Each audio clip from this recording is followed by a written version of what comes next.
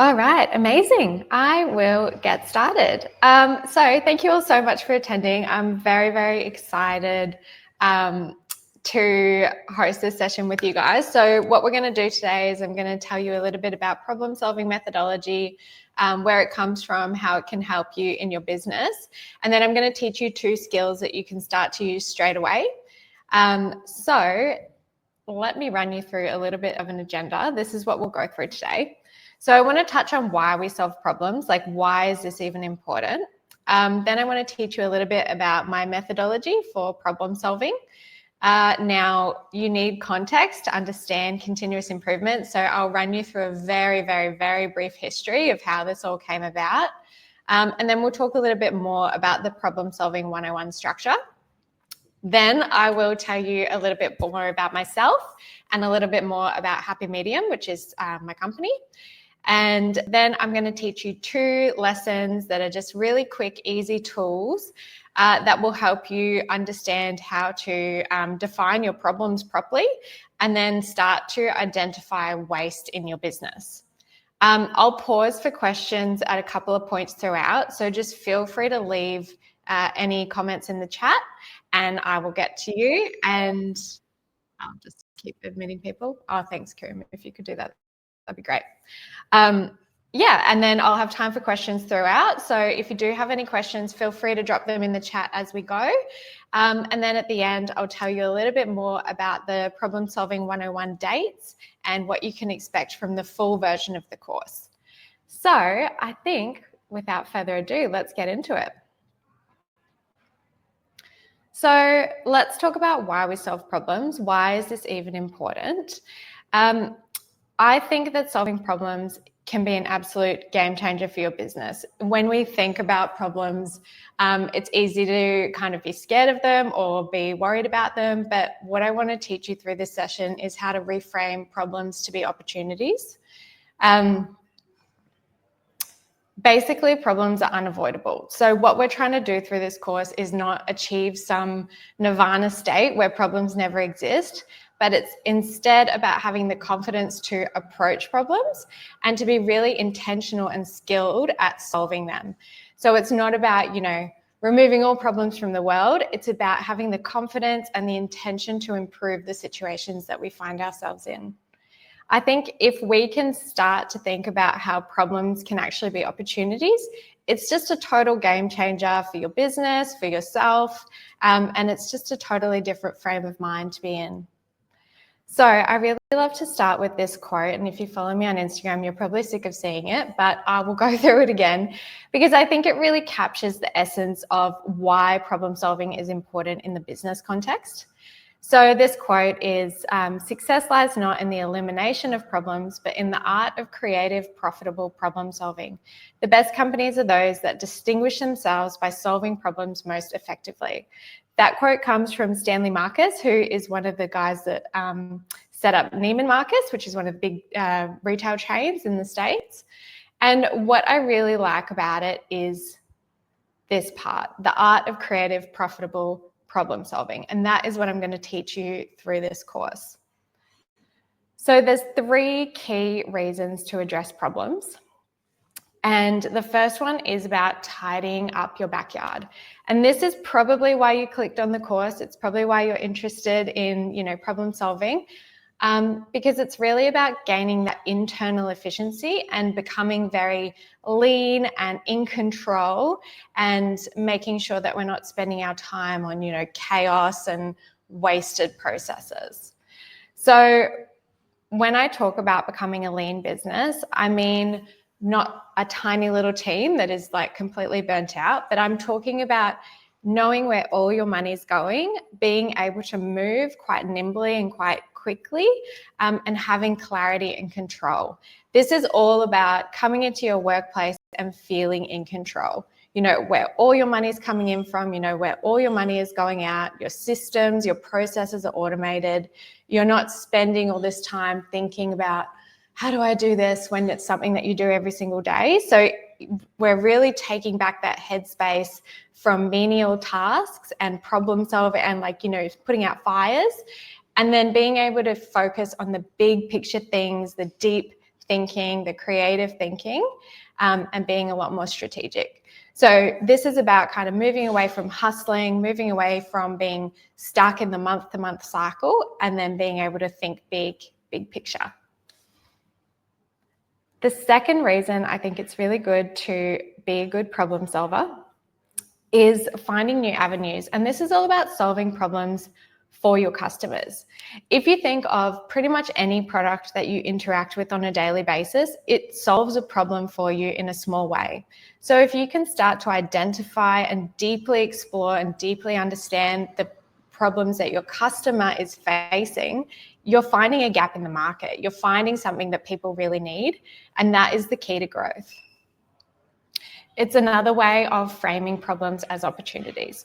So if you're getting a lot of feedback from clients that are saying that they're having a lot of friction in a particular part of the process, whether that might be upstream from you or downstream from you, you can resolve that for them, and then you make the interaction with your business so much better. So it's about reframing those problems as opportunities. And then the third thing is digging up the landmines. So this is all about those really big, systemic, scary problems that exist in all of our businesses, but also in the world. And to give an example, the biggest problem that I can even think of is, let's just say, global warming.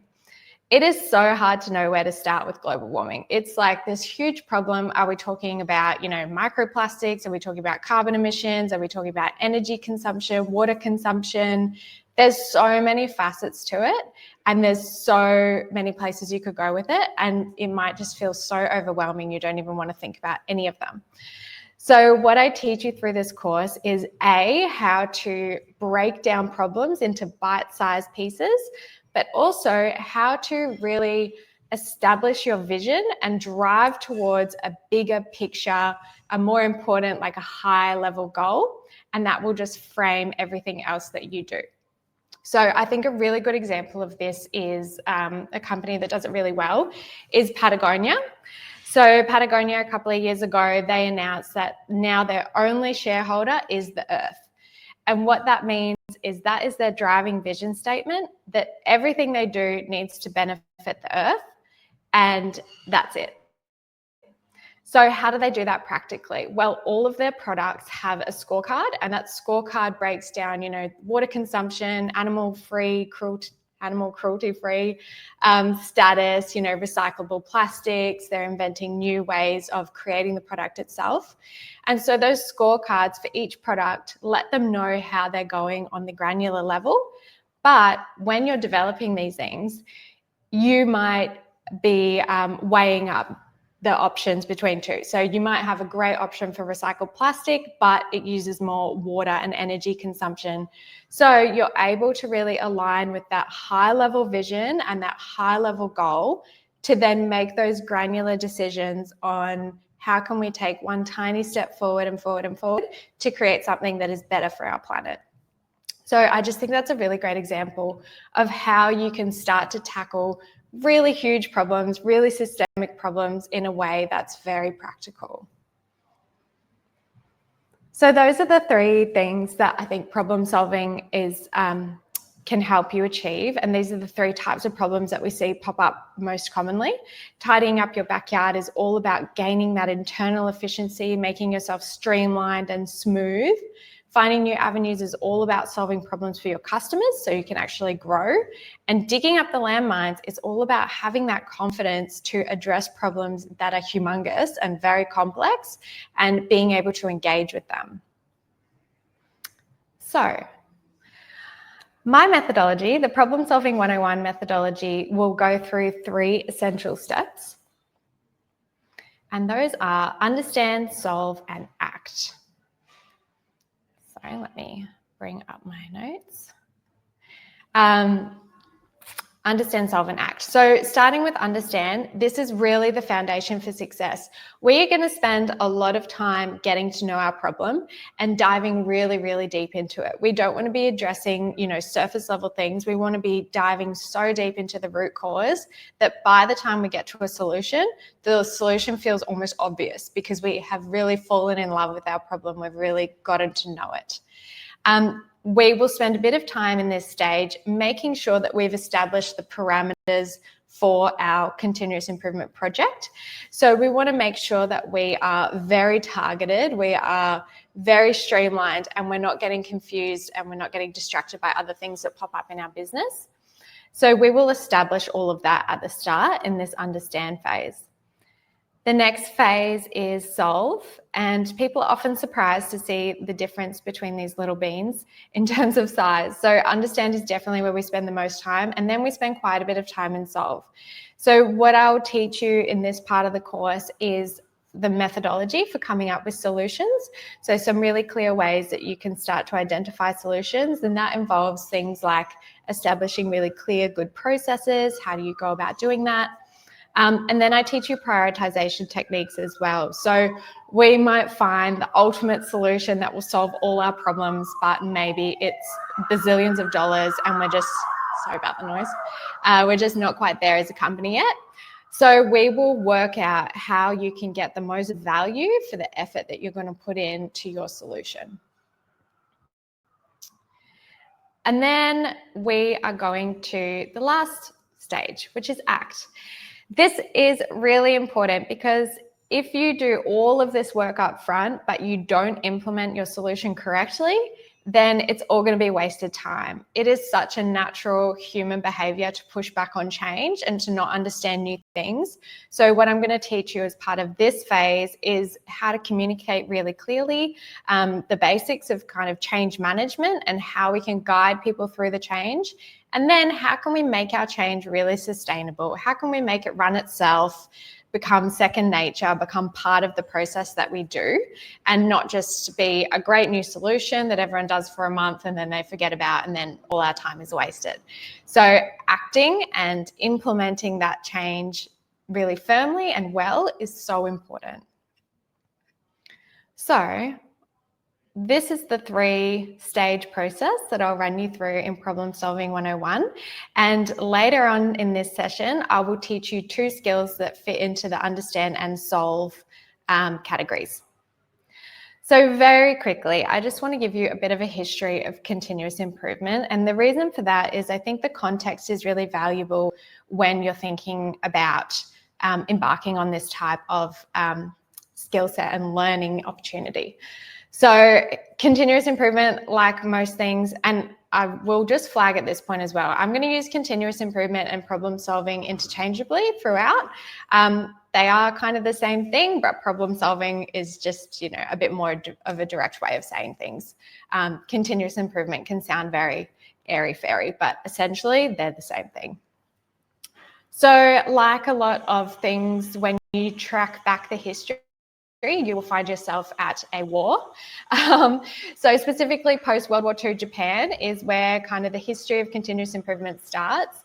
And Japan was a nation that was essentially rebuilding from scratch. So they were setting up a lot of factories, a lot of industry, and they needed to compete on a global scale very quickly. They were competing with established players, you know, in the US and in Europe and other countries, and they needed to get there very, very fast. So the concepts of continuous improvement were really born out of this context of being incredibly efficient and incredibly competitive. The most famous one that you might have heard of is Toyota, and that's kind of where it all starts with their Toyota Production System, so TPS, and that was in the 1950s. And then kind of elaborating on that was this concept of Kaizen, which I think is a really important concept to kind of understand because it really does sit at the core of continuous improvement and problem-solving methodology. So Kaizen describes a systematic approach to gradual, consistent improvement involving all employees from the top management to the frontline workers. What I think is really important about this is those 3 elements. So systematic approach, that means having a framework, that means having a set of instructions for how you can go about doing these things. Gradual, consistent improvement. We are not about flipping a company on its head. We're not trying to boil the ocean. We're not trying to do everything at once. What we want to do is gradually improve, make small incremental improvements that over time will stack up to be huge improvements. And then involving all employees from the top management to the frontline workers. this part is so essential. I think it's so valuable to engage the people who are actually doing the work in improving the work. One reason for that is they know the problems. They're so close to it and they're so intimate with the problems because they deal with them every day. So they really are the best people to solve them. I definitely don't think that continuous improvement or problem-solving methodology should just sit in the hands of management, and it definitely shouldn't just sit in the hands of consultants or external people. Empowering your own team to be able to do this stuff is so important and will give you just the best results. So the reason I go into all of that context and that historical component is to then introduce my course. So a little bit about Problem Solving 101 that I want to share with you is it is essentially all of those various kind of methodologies that have proliferated through the years. And I have gone through a lot of them and I've just picked what I think are the most essential elements and the most bang for your buck. If you're going to spend the time and the energy investing in this program and learning all of these things, you know, your mental time, not just your money, you need to get the most value out of it. So this is how the course is structured. Step one is the course itself. So that's a one-day intensive that can be done in person. It's actually here at campus, which you can't really see, but it's a really beautiful training room. That's fully catered and it starts at about 8:30 and goes till about 3. And we just do a full day of coursework. It's super interactive. Today's session isn't that interactive just because of the webinar thing. But these sessions, we will get an opportunity to do each of the tools and each of the tasks together. So it's a really good learning experience. The other option is the exact same content, but then translated to an online program. So if you're not in Melbourne or you can't get to South Yarra on that particular day, that's fine. It's the same content and it's spread over 4 weeks, 1.5-hour sessions each week. So that's the first part. That's step one.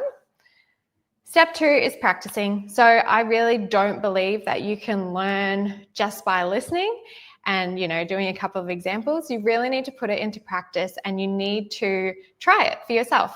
So for the next 6 months after the course, I recommend that you use a project or a problem that's in your business and run that through for the next 6 months. And we will host drop-in sessions most Fridays so that you can always have support. If you get stuck, if you have any roadblocks, you can always drop into those drop-in sessions and we can help you resolve it. And then the last step is profit. And I'm not kidding here. Like, the point of this is to be able to improve your business, save money, save time, and save headspace.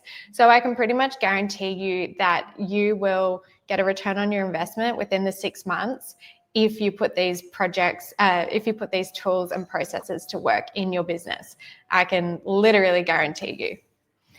So that is a little bit about the course, a little bit about me.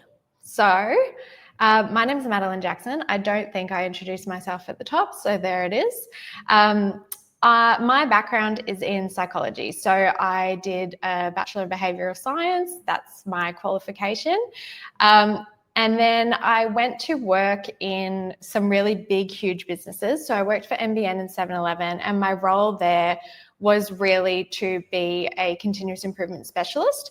So I was working on these big, huge projects where I had, you know, lots of consultants helping me and all the budget in the world and all of that kind of, you know, training and development and everything.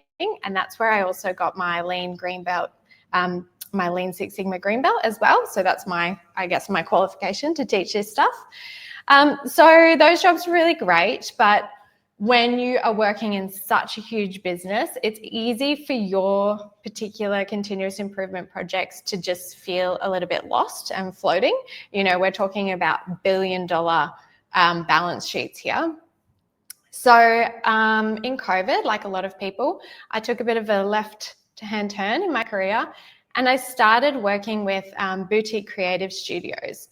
So I worked with Ed Studio and I worked with Golden, who I currently work for at the moment as well, and Ellen's on the call. Hi, Ellen.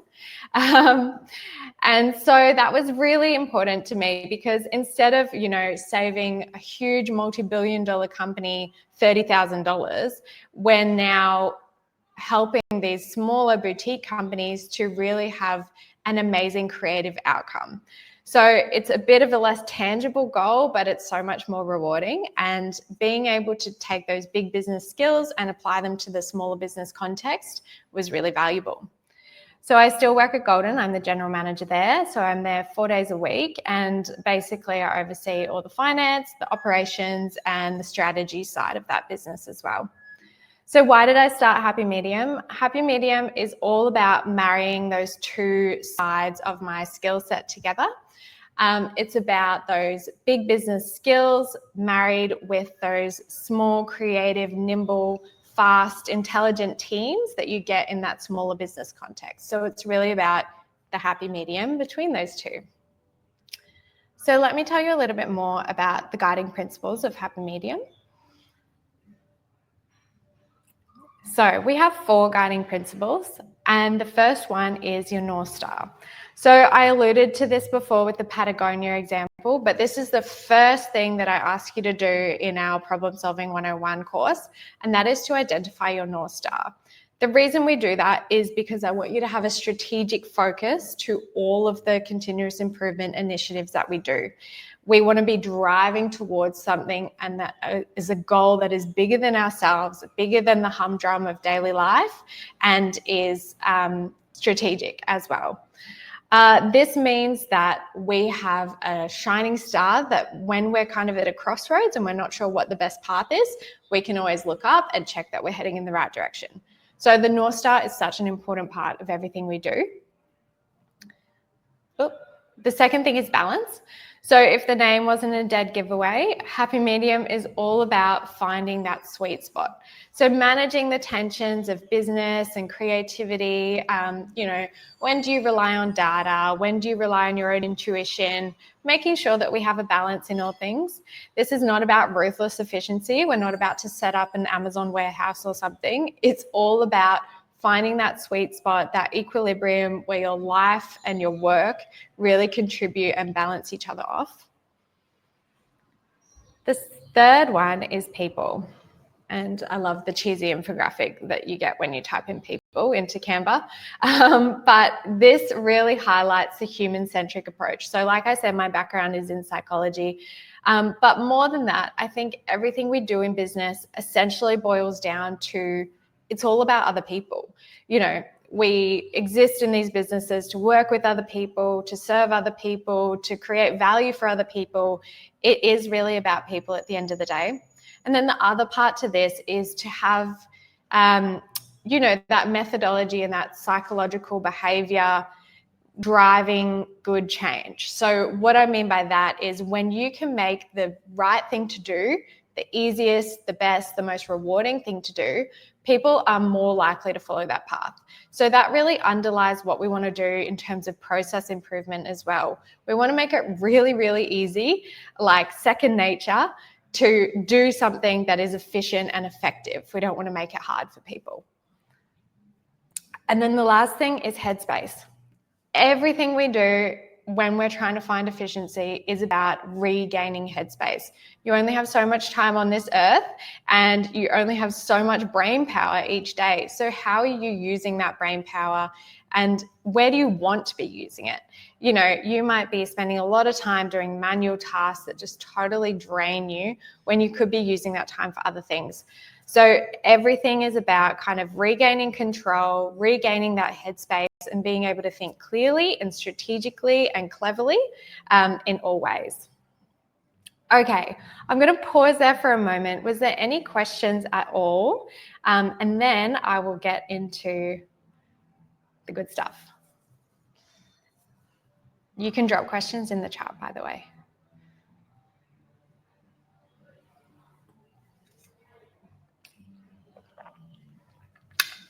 All right, let's keep going. All right, so there are two things that I want to teach you today. These are really quick tools that are pretty easy to grasp, and if you can kind of grasp these concepts, you can start to use them straight away in your daily lives.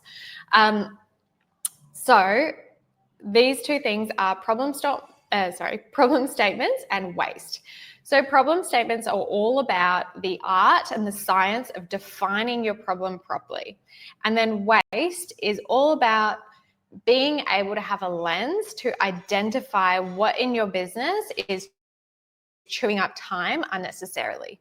So these fit within our wider methodology. So problem statements comes from understand, and so solve has the waste component in there as well. So problem statements. Defining a problem properly will set you up for success.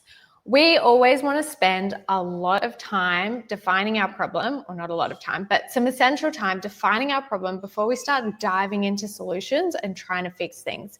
Understanding the actual problem that you're dealing with is so important and will deliver so many great results for you once you kind of grasp this concept. So it's about kind of pausing, not diving into solution mode, but taking a step back and working out, okay, what am I actually looking at here? So let's do a little case study together. This is a problem. It's a case study, like it's not real, but it's definitely something I've worked with clients on before. So it's anonymized, let's just say that. So I'll just read this out to you. But this is about Tara, who runs a small pottery studio called Clay that specializes in custom pieces. Her business is growing. She has lots of customers, but she struggles to stay on top of all the administration required for the custom orders. As her business grows, she knows she needs to hire someone additional, either an artisan or an admin person, but both sides are so personal and specific, she's just struggling to work out how she would even hand any of that over. In the past, she's tried to set up order forms online, but she hasn't been able to find something that fits her needs. She's also tried communicating extended lead times, but she knows that clients are just dropping off. They don't want to wait 6 months. Recently, a couple of orders have gone out late and to the wrong person, resulting in upset customers, some even requesting their money back. Tara is desperate for a solution that can get her back on the wheel, doing what she loves, and give her back the headspace to consider what is next for her business. So, this problem is what I like to call problem spaghetti. There's like 10 different problems in there. They're all kind of mixed in, and you can see that Tara is doing exactly what I say we shouldn't do at this stage, which is starting to come up with solutions. You know, she's going to hire someone. She's going to set up an online order form. She's communicating different timelines. She's giving it a go at trying to come up with lots and lots of different solutions. So let's use this as an example to frame a really good problem statement for Tara so that we can help her. So there's 3 components to a good problem statement, and that is scope, impact, and metrics. And I'll run you through each of these in more detail. But at a high level, a good problem statement captures the problem to be addressed and includes data to communicate why it's an issue. So it's not just enough to kind of talk about the feelings around it. We need data, and we need to support that problem with why we should care about it. So let's start with the first one, scope. Scope is all about identifying what specifically are we focusing on. What is the scope of the problem that we're going to address? So let's look at that in the context of Tara's problem. You can see here that this is the full problem statement. So administration errors have cost Tara's business over $4,000 in rejected or cancelled orders. On average, 25% of orders have some kind of administrative error. So we can see here that the scope is the administration errors. That is what we want to focus on. We don't want to focus on her, pottery process, because that's working fine, but we really want to zero in on those admin problems. Now, if you are in a bigger business, you might benefit from defining this even further. So, you might say my administration starts from the minute that my client places an order all the way to when their piece goes out for delivery. So as long as you are defining what you're going to focus on when you're trying to solve this problem, that is really, really important. And then you can stick to it. So what can happen over the course of when you're trying to solve a problem is people tack on their own problems that they also want to solve, or they might see something that's kind of tangential and they want to go look at that. No. Why we create a problem statement is so that we can be very clear and direct about the problem we're solving. By the time you go through the course, you're going to be so good at solving problems that you can always come back and solve the next one and the next one. But if you try to do too much all at once, you won't get anything solved. So keeping that scope really limited and tight and clean and tidy is really, really important. So the next element is impact. This is all about, why do I even care? Why do I care about this problem? What does it mean to me? Why does this matter? And for Tara, she's starting to feel it on her bottom line. She's starting to realize that if this goes on and on, she's going to lose a lot of money. So at the moment, it's sitting at $4,000 that she's already lost. But we can see here that if she's going to scale up and if she's going to make her business bigger, if she wants to, then she's going to have to really deal with this, because otherwise she's just going to be leaking money in this. Thanks, Daniel. She's going to be leaking money in this process. So impact is all about understanding why it matters to you. When you are 6 months through and you're like in the middle of your project and you're trying to work out, where to go next, this will really help you realize what is important. The impact doesn't have to be a dollar value. It doesn't have to even be a number. It could be more of a sentiment. So, it could be something like, this is impacting on Tara's ability to come to work and enjoy her job and enjoy her life. So, it doesn't have to be dollar value, but in this instance, it is. And then the last thing, which is really important, is metric. Metric is all about, how are you going to measure this problem and how is it currently measured? So let's look at this for Tara. The metric is 25% of orders have some kind of administrative error. So that means 1 in 4 of all of her pottery pieces that are going out are having a problem. That's really huge, and it's something to look at. So metrics help you get to the reality of a problem. They help you dig deep to understand what the actual situation is, because sometimes you guys probably have had this experience where you're like, something feels like a really big problem and it sits on your mind and you think about it a lot, but then you go to address it and you realize, okay, maybe it's not as big as you think. And then the opposite can happen as well. You can be like, oh no, it's fine. It's kind of sorting itself out. It only happens every now and then. But then you dig a little deeper and you realize, oh, actually, this is costing our business thousands every year, or, this is actually happening more frequently than we thought. So it is really important to define the metric that you're trying to target as part of your problem. So the metric for Tara is having all of her administration. Her goal is going to be 100% accuracy. And at the moment, 25% of our orders are wrong. So that's how we're also going to measure our progress. We're going to measure our baseline, which is in our problem statement here, and we're going to measure our progress throughout. So that is problem statements.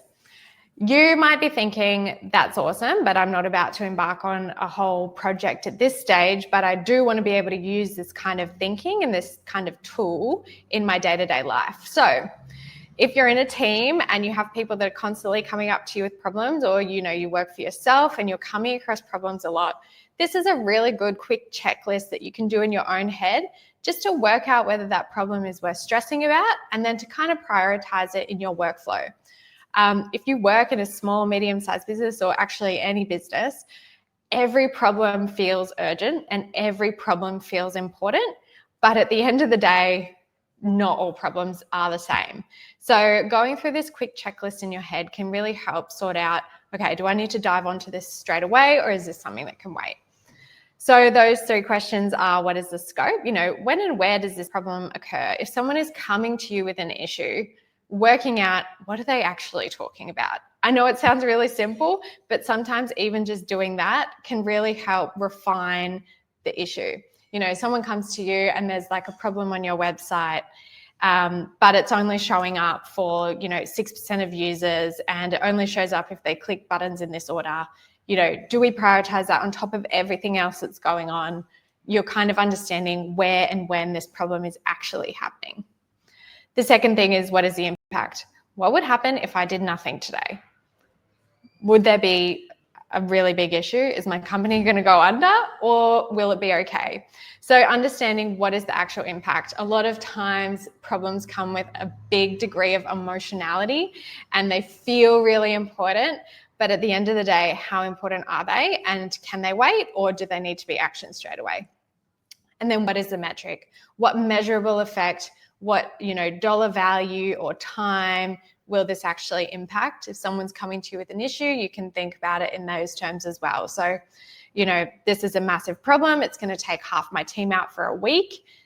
That's the metric that you're concerned about. You can actually quantify what type of problem this is. So I'll pause there very briefly in case anyone has any questions.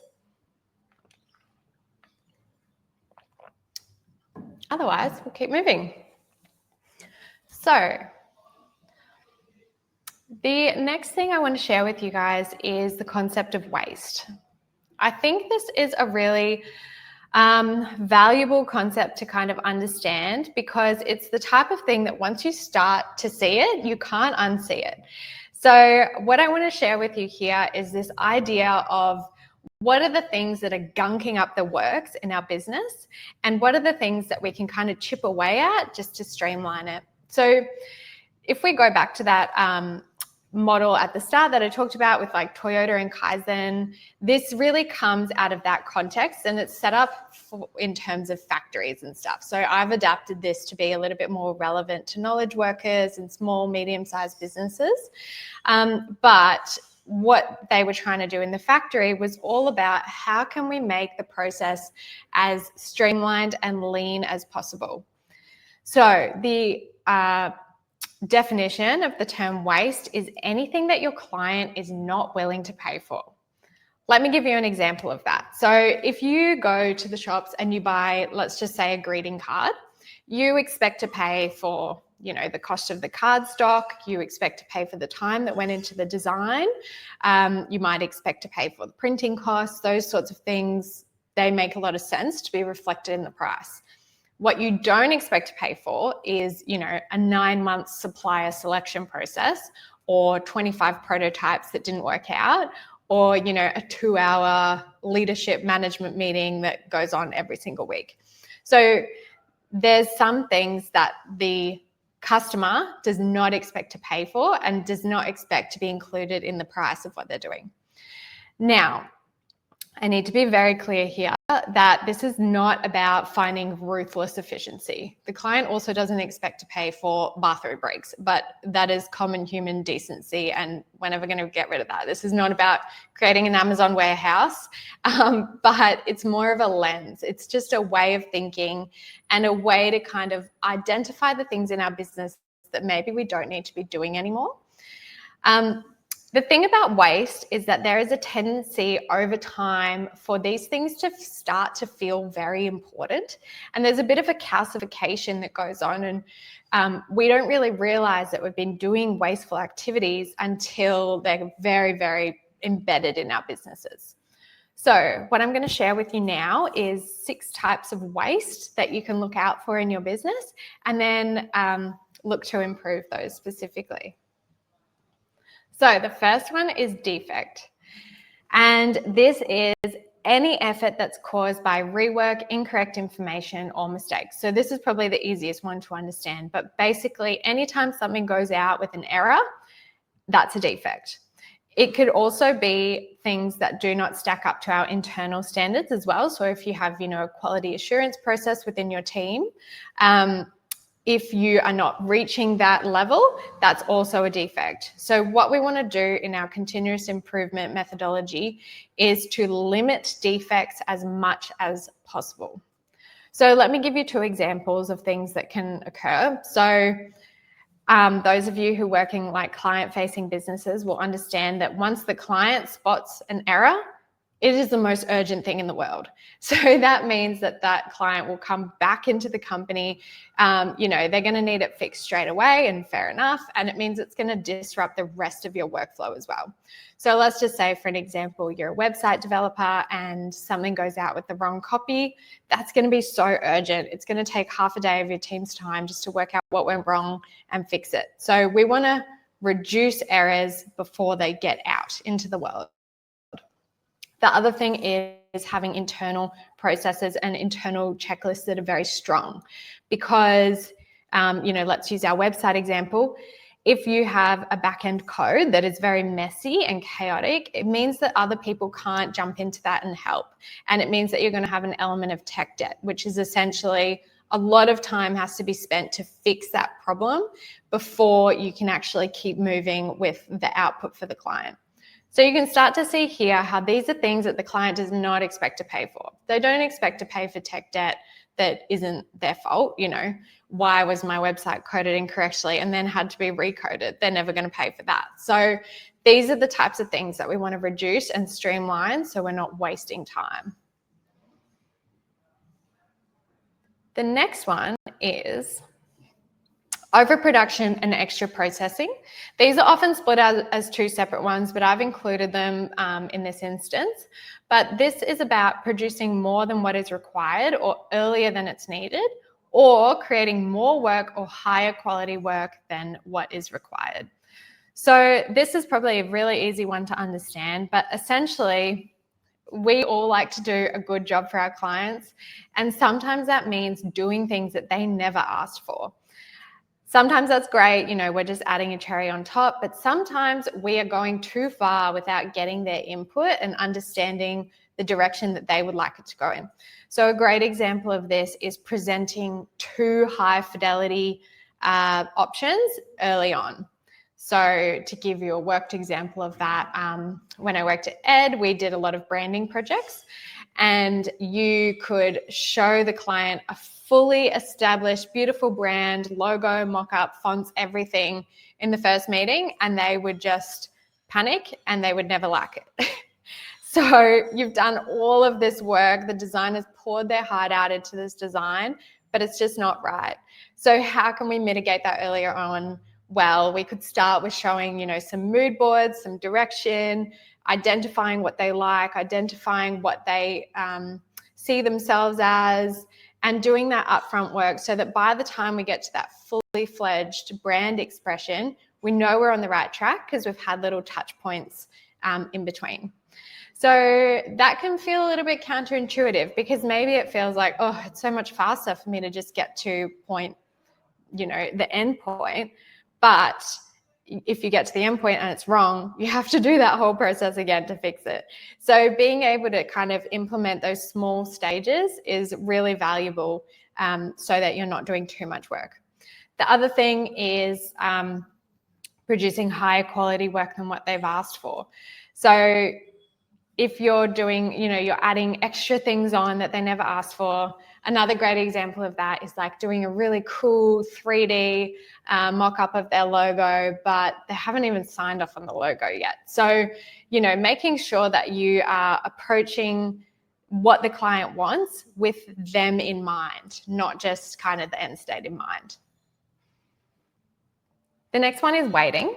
So this is all about wasted time between steps. So this can happen in two ways, and we see it all the time. You could have an external bottleneck. So your client is just taking forever to get back to you with things, and this happens so often. Or it could be internal. You know, you have one person in your team that has to approve everything, but they're really busy or they're not available, and so things just kind of clog up for them.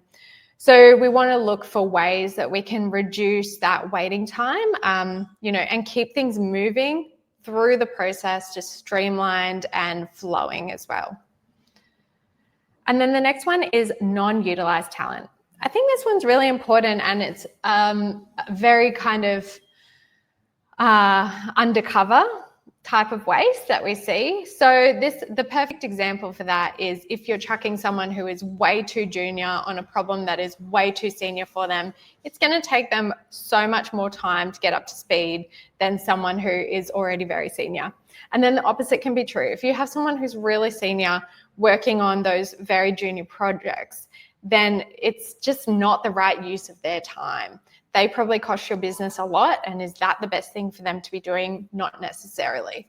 The other time that you can see this happening is skills matching. So thinking about, does this person have the right skills for this particular part of the process, or would it be better filled by someone else? So just making sure that you're matching the right person for the job. There's definitely a balance point where it comes to giving people a challenge and giving them something new to work on. Because if, that can be really healthy and growing and you're learning a lot. But if you are kind of always living in that space where you're never doing anything you're good at, it's really demoralizing and it just kind of deflates people. So it's about finding that exact point where someone can do the job competently. They're not overstressed, but they're also not kind of, doing it in their sleep. I mean, they can do it in their sleep if they like, but, we want to find that ideal point where people are kind of motivated and engaged. Bad communication. I love this one because it is such a kind of quick win. If you can fix the communication problems in your business, you will just have everything smooth, flow so much more smoothly. So this is about missed meanings, confusion, information overload, or lack of information. You can see this in kind of a feedback loop between maybe a leadership member or a staff member where they're just like giving feedback on something, but it's not clear and that first person feels too nervous to ask. So they're just not communicating on the same level. The other thing is if you don't have well-documented processes, so if it's really hard to know what to do next, you're kind of always going to have that element of confusion in your business, which is just a waste of time. If people are having to go digging for information or asking things multiple times, consider where you can store that information so that it's really easy to access. And then the last one is motion. I've included environment in this because motion very much comes from the idea of a factory where you have every step in the factory process next to each other so that things can flow smoothly from one stage to the next. But, we don't work in factories, or I don't think anyone on this call works in a factory. Apologies if you do. But I like to apply this to our office environment. So is the environment that we're working in, is that empowering us to do our best work? So this can be a physical space. For example, if you have a team of developers and they're sitting in an open plan office where people come up to them and talk to them and interrupt them all the time, they're never going to get any work done. So, developers need that focused, blocked out time when no one is interrupting them. So, you can consider your floor plan, you can consider your layout. Are you empowering people to do their best work? And then, I know a lot of us all work from home, so the digital considerations are really important as well. Is your whole team communicating on email and it feels very formal so people don't feel like they could ask, just casual questions? Do you need to incorporate Slack or Teams or something where people feel like they can chat a little bit more freely? Another thing is, and I learned this last week when I went to the Atlassian conference, but knowledge workers spend 25% of their day looking for information. That is a quarter of your day just digging around in your filing system, online, looking for information.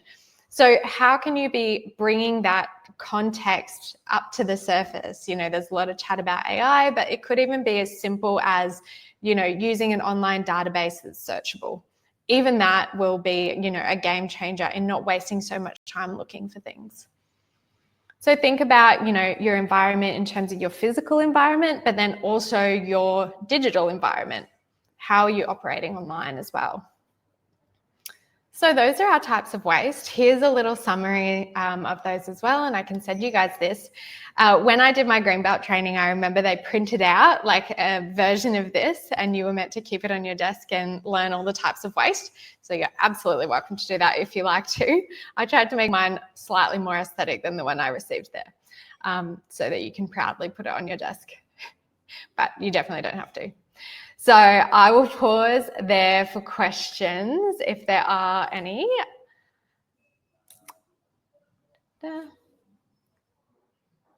Cool. So also just to say, you are more than welcome to email me with any questions after this session as well. You know, if something comes to mind, you just want to clarify it, you can always get in touch. Oh, that's a good question from Daniel. Do you know of automated solutions to reduce the manual admin I identify as my big problem? That is such a good question. Yes, short answer is yes. So one thing is I have a little bit of a cheat sheet of the like systems and tools that I like to use personally, but I would say that being able to define your problem will be the key to finding a solution that will fit you specifically. So making sure that you are really clear about the metric that you want to target. So let's just say, for example, you really identify with that, you know, 1 in 4, or what was it? Yeah, 25% of your day is spent looking for information. So if that is relevant to you, that is the metric you're trying to target. You're trying to reduce the time you spend looking for information. So what type of systems can you use to support you on that? Off the top of my head, I would think of something like Notion, which is really good for, you know, just collating a lot of information. It's very easily searchable and it has inbuilt AI. If you are part of a bigger business, I recently went to the Atlassian conference and they use something called Rovo, which is like the next level enterprise version of that. The AI is all built in and actually learns from your company's specific database of information. So I think something like that is really relevant if you work in a massive company, but it's probably not so relevant, you know, for smaller businesses. And then what else? Like probably even something like Dropbox is just easy to searchable and it's really easy to set up. But yeah, I can help you about that one more if you like as well. Does that answer the question?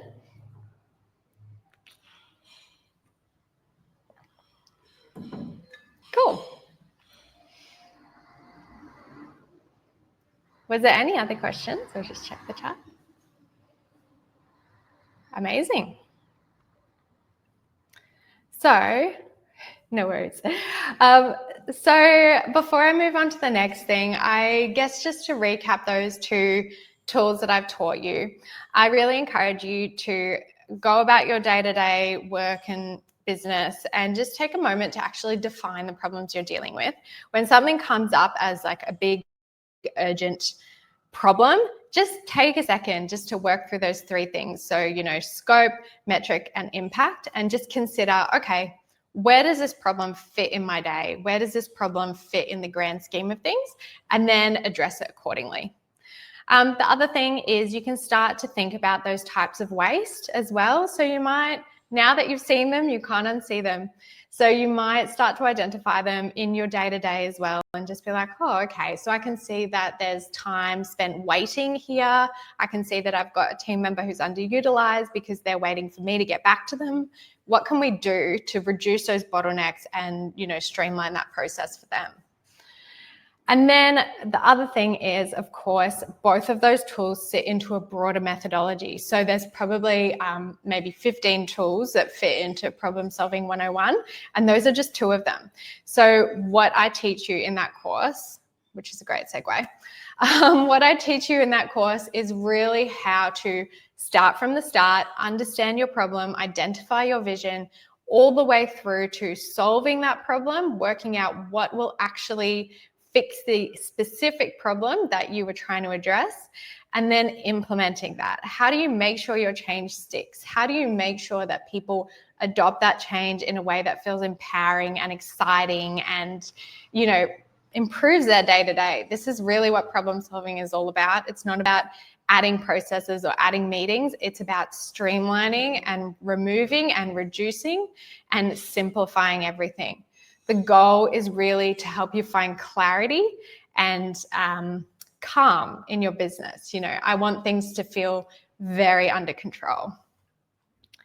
So there's two options like I talked about. So the one-day intensive is held here at campus. It's super interactive, this session. So we're going to get post-it notes. We're going to do all of that. They're really engaging. They're very interactive. We're going to do each of the tools together so you really get a feel for it. And you're also very much encouraged to bring your own problem into that session, and we can workshop it together as well. So there'll be a mix of case studies, but also real life examples. And, I've done dozens and dozens of these projects over the years, so I can really help target the specific things that you're looking at in your business. For the in-person one, the full day is catered, so we'll have breakfast and lunch and obviously lots of great coffee. After that, you'll receive the digital and a physical workbook and the Notion template as well. So obviously a big fan of Notion, but there's other tools out there that are just as good as Notion as well. I'm not wedded to any one particular tool, but I will give you that Notion template so that you can work through in your own time. You'll also get a certificate, which I think is just a fun thing to get. And if you do that 6-month project, I'll check in with you in 6 months as well and make sure that you feel supported along that journey too. So that starts on the 7th of March and it's a one-day intensive. And then the other option is to join our online program. So that starts 1 week later. And like I mentioned at the start, it is 4 1.5-hour sessions. Exactly the same content, but just adjusted for that digital context. The other thing to know is that early bird pricing ends on Monday. So if you are interested in that, please reach out. You can always register at my website. And if you do want to do a package deal where you might have 2 or 3 team members who want to do it all at once, just reach out to me and I can do discounts for packages as well. So that's it. Just to close, and we're bang on time. There was 3 things that I talked about at the start: tidying up your backyard, finding new avenues, and digging up the landmine. I really want to impress on you guys that taking control of the efficiency in your business is hugely empowering. When you are in control of how your money is spent and how your money comes in, your life will become so much more calm and streamlined, and your business will feel very much in control. And I want you to feel empowered in that. The second thing is being able to solve problems for your customers will help you grow. That's the key to growth. That's the key to finding new products. And then having confidence to approach big systematic problems in the world that can actually change the world. Like, I really truly believe that these types of skills can be applied to these huge problems, and you can be a person who changes the world with them. So that is everything. Thank you all so much for joining. I really enjoyed talking to you guys about problem solving. And if you have any questions at all, you can always reach me on hello@happymedium.au, and you'll receive a link to this recording and just some follow-up information as well later on today. All right. Thank you all so much. Have a great weekend.